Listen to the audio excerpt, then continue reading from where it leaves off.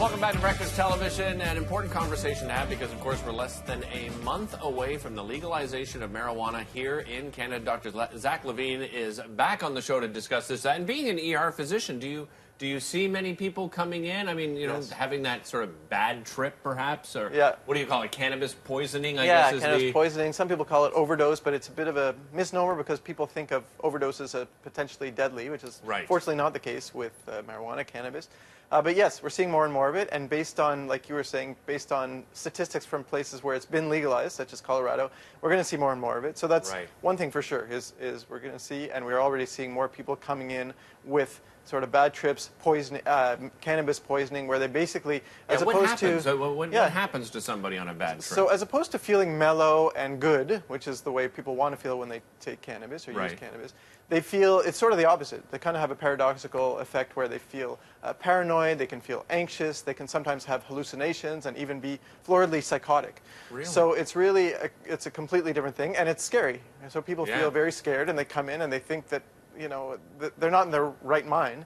And basically, it's our job to do whatever it takes to calm them and keep them stable until they feel better, basically. Is there a difference between, you know, someone that has perhaps ingested it and inhaled it? Is there a difference between the effects of those two? Yeah. So yes. Well, one of the problems with the ingestion is that it takes longer to take effect. It can take between 1 and 5 hours. So really, so you might end up taking too much, right? Like you'll take some, you don't have an effect. You take some more, you take some more, and by the time you have an effect, it's really, you have a very high dose. As opposed to people who are inhaling it, it's usually between 3 and 10 minutes to get the effect. Of course. And so usually, you know, so they realize, hopefully they realize, okay, I've had the effect, I don't need more, I don't need to pile more on.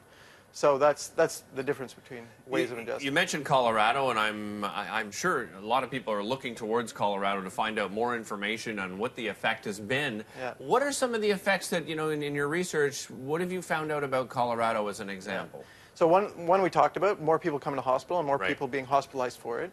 Another is unfortunately more youth use, and not just youth use, like youth being under 18, but also pediatric involuntary or accidental ingestion. So there's a lot more calls to the poison centers. Yeah, absolutely. Yeah, I never thought of that. And the other bad news, well, the one we were talking about is more arrests for cannabis-related intoxication. Yeah, and but crimes. if it, I guess if it's legalized, they're not getting arrested for using. Right. Maybe, well, I guess they're a minor, right? So there's age if they're restrictions. Minor, yes. So that's but what we're the other seeing. thing is that we definitely, they have definitely seen, and unfortunately we will probably see, is increased using and driving.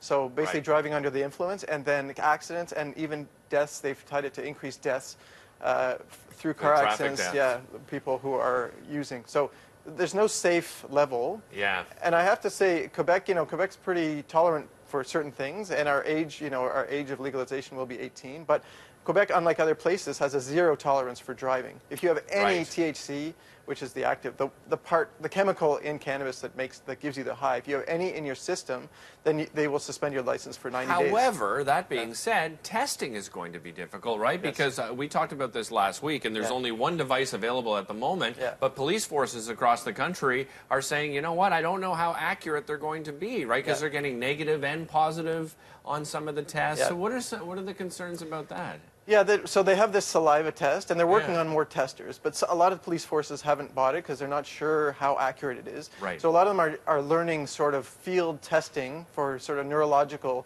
similar stuff to that they do with alcohol, right? Yeah, so they're going old school, right? Yeah, exactly. Follow an object, walk the line kind of idea. And then if they find that you're probably intoxicated, then there's a blood test. So there's saliva test, there's blood test, and there's urine test. In the emergency department, we use a urine test, which for the purposes of police is pretty useless because it stays positive in your urine for up to 10 days. Really? So that's useless.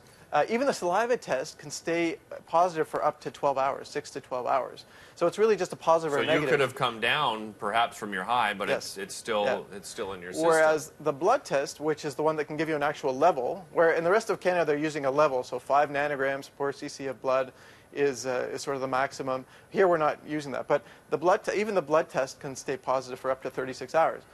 Wow. So we've got work to do, right? And they're also worried, right, with the saliva test, is that they don't know what the effect. They have it in their vehicle. Yes. In our climate, yeah, I read that with the article. changing temperatures, right? Yeah. What is that going to mean as well? But the bottom line is, if you're going to drive, don't use. You know, Yeah. it's just there's no safe amount that you can use. It's similar to drinking, honestly. I mean, you should just avoid it. Absolutely. That's the safest thing for your driving, and also if you don't want to get in trouble. That's a great message to end on, Dr. Zach. Thanks so much for being here. Really do appreciate it. A lot of information here, by the way, as well. You can visit our website, btmontreal.ca. Just click on our blog section to read more. We'll be back with your headline news, your weather and traffic here on Breakfast Television.